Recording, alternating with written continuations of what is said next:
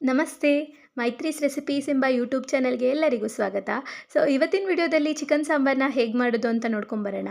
ನಾನು ಸ್ಟಾರ್ಟ್ ಮಾಡೋ ಅಷ್ಟರಲ್ಲೇನೆ ನಮ್ಮ ಅಜ್ಜಿ ಕೊಡು ಕೊತ್ತಂಬರಿ ಮತ್ತು ಪುದೀನಾನ ಬಿಡಿಸ್ಕೊಡ್ತೀನಿ ಅಂತ ತಗೊಂಡ್ರು.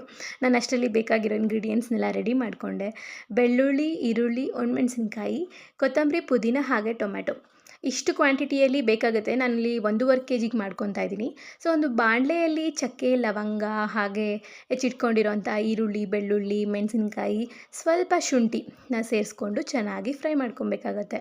ತೀರಾ ಏನು ಫ್ರೈ ಮಾಡೋದು ಬೇಕಾಗಿರೋದಿಲ್ಲ. ಸ್ವಲ್ಪ ಫ್ರೈ ಮಾಡಿಕೊಂಡು ನಾವು ಹೆಚ್ಚಿಟ್ಕೊಂಡಿರೋಂಥ ಟೊಮ್ಯಾಟೊ, ಪುದೀನ, ಕೊತ್ತಂಬರಿ ಎಲ್ಲನ ಸೇರಿಸ್ಕೊಂಡು ಬಾಡಿಸ್ಕೋಬೇಕಾಗತ್ತೆ. ಇಲ್ಲಿ ಪುದೀನ ಕ್ವಾಂಟಿಟಿ ಎಲ್ಲ ಜಾಸ್ತಿ ಅಂತ ಅನಿಸ್ತಿರ್ಬೋದು ನಿಮಗೆ. ನಾನು ಯಾವಾಗ ಚಿಕನ್ ಸಾಂಬಾರು ಮಾಡಿದ್ರೂ ಇಷ್ಟು ಪುದೀನ ಹಾಕೇ ಹಾಕ್ತೀನಿ.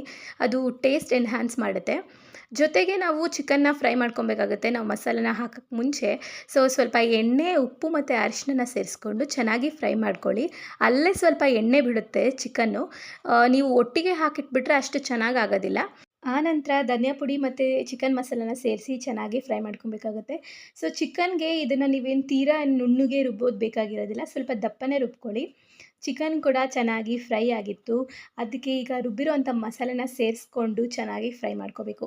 ಈ ಮಸಾಲೆ ಚಿಕನ್ ಜೊತೆಗೆ ಹೊಂದ್ಕೋಬೇಕು. ಒಂದು 10 ಮಿನಿಟ್ಸ್ ಚೆನ್ನಾಗಿ ಫ್ರೈ ಮಾಡ್ಕೊಂಡಿದ್ದಾದಮೇಲೆ ಬೇಕಾಗಿರೋ ಅಷ್ಟು ನೀರನ್ನ ಸೇರಿಸ್ಕೊಂಡು ಒಂದು 5 ವಿಸಿಲ್ ಬಿಟ್ಕೋಬೇಕು. ನಾನು ಯೂಶ್ವಲಿ ಚಿಕನ್ ಸಾಂಬಾರು ಮಾಡೋವಾಗ ನೀರನ್ನ ಕಡಿಮೆನೇ ಇಟ್ಕೊತೀನಿ. ಯಾಕಂದರೆ ಚಿಕನಲ್ಲಿ ಆಲ್ರೆಡಿ ನೀರಿನಾಂಶ ಇರೋದ್ರಿಂದ ಎರಡೂ ಸೇರಿ ಜಾಸ್ತಿ ಆದರೆ ಅದು ಚೆನ್ನಾಗಾಗೋದಿಲ್ಲ. ನೋಡ್ತಿದ್ದೀರಲ್ಲ ಯಾವ ರೀತಿ ಬಂದಿದೆ ಚಿಕನ್ ಸಾಂಬಾರು ಕನ್ಸಿಸ್ಟೆನ್ಸಿ ಅಂತ ಹೇಳಿ. ಚೆನ್ನಾಗಿ ಎಣ್ಣೆ ಬಿಟ್ಕೊಂಡು ಚಿಕನ್ ಪೀಸಸ್ ಎಲ್ಲ ನೀಟಾಗಿ ಬೆಂದಿತ್ತು. ಅದ್ಭುತವಾಗಿ ಕಾಣಿಸ್ತಿದೆ. ಇದನ್ನು ನೀವು ಚಪಾತಿ, ರೊಟ್ಟಿ, ದೋಸೆ, ಇಡ್ಲಿ ಹಾಗೆ ಮುದ್ದೆ ಜೊತೆಗಂತೂ ನಿಜವಾಗ್ಲೂ ಸಖತ್ತಾಗಿರುತ್ತೆ. ನಾವು ಕೂಡ ತುಂಬ ಇಷ್ಟಪಟ್ಟು ತಿಂದ್ವಿ. ನೀವು ಟ್ರೈ ಮಾಡಿ ಕಾಮೆಂಟ್ ಮಾಡಿ ಹೇಗಿದೆ ಅಂತ ನನಗೆ ತಿಳಿಸಿ. ನಾನು ಮಾಡಿರೋಂಥ ರೆಸಿಪಿ ಇಷ್ಟ ಆಗಿದೆ ಅಂದ್ಕೊತೀನಿ. ಲೈಕ್ ಮಾಡಿ. ಬಾಯ್.